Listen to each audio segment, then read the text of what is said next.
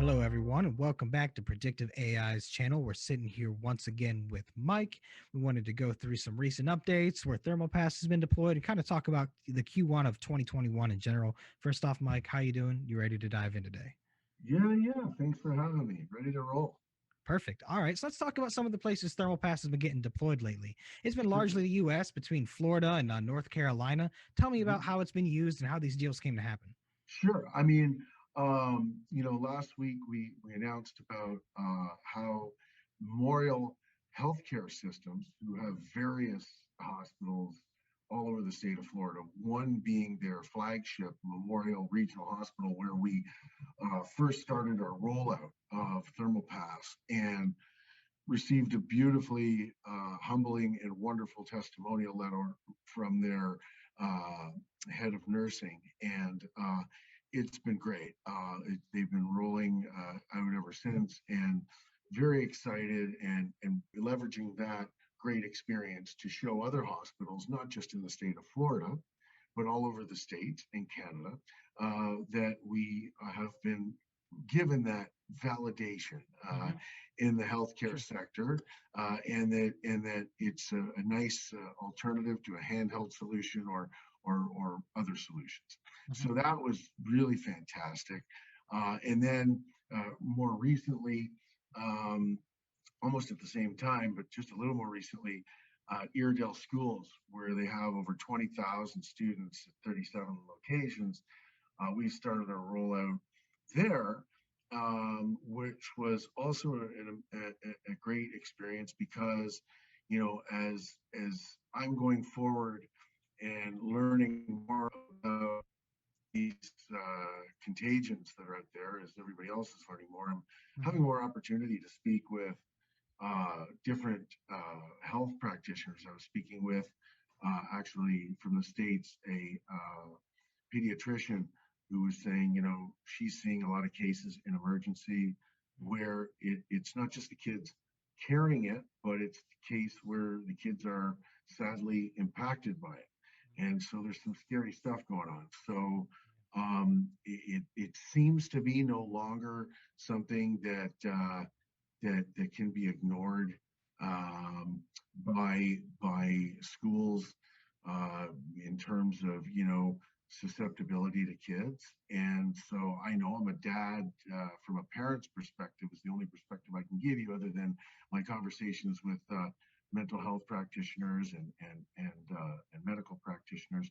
Um, but as a dad, I'm always torn between, I want my kids at school being social and learning right in the classroom with the teacher, but at the same time, I also don't want them bringing home something Yeah. that's undesirable. So in our a little way, we're contributing towards the greater effort to mitigate spread of any contagions, Mhm. where fever might be the first, the largest symptom and most prevalent symptom. So our temperature screening device can detect an elevated temperature, and as such, um, it's great for us to have the opportunity to go into such a one of the largest school systems in North Carolina. Yeah. All right. So let me jump into this real quick. I want to point out that both hospitals and schools are two of the most important areas in in society, right? Right. And they're also two places that are hot spots, right? Where diseases and everything can proliferate really quickly. So it's Mm. tough because one, we want people feeling comfortable going to hospitals, and we want children being able to socialize in school. We just need something to help protect them and to kind of filter out people who may or may not be bringing in the virus, people with elevated temperatures and such. So it's really cool that predictive AI has now entered the realm where they are actually doing that. So kind of going off of that a little bit, would you say that the first quarter of 2021 has been following the milestones you were aiming for? I know 2020 was kind of a rough year for everybody, but would you say things are going as expected? Like in terms of what we figured out from our learnings in 2020, which was a big year for R&D for us, Mm-hmm. making our technology both in thermopass and alert fleet the best it can be, Mhm. and bringing it to the point where you're always trying to evolve your technology. You're always trying to make it better, and you know whether it's through associating with a university that specializes in AI the way we did, or whether it's bringing on new talent, which we have.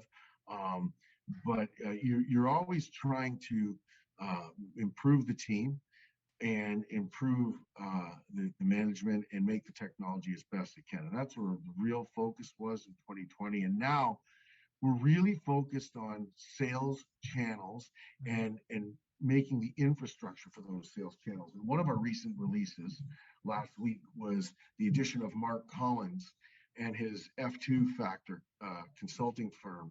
Mark was a very highly acclaimed North American leader in the world of creating sales channel infrastructure for Cisco in Canada, and has an unparalleled, virtually unparalleled experience in not only creating programs for sales channels, distribution, but also in operating them and servicing uh, the different sales channel distributors.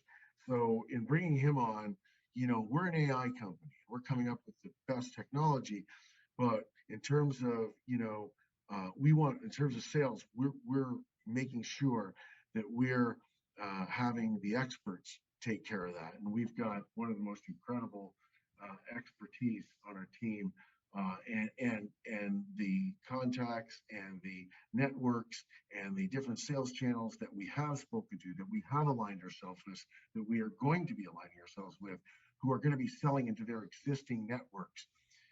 For example, a company like MCL in Canada, who Mhm. already has incredible ties into the school boards, public transportation, uh, and stadiums. The likes of MCL, they're a company in Canada which has an incredible a network to sell into.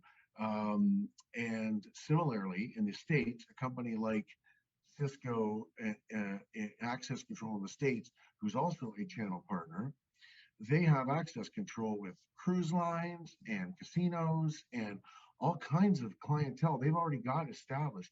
So they're not going to be, they already are integrating our technology into theirs.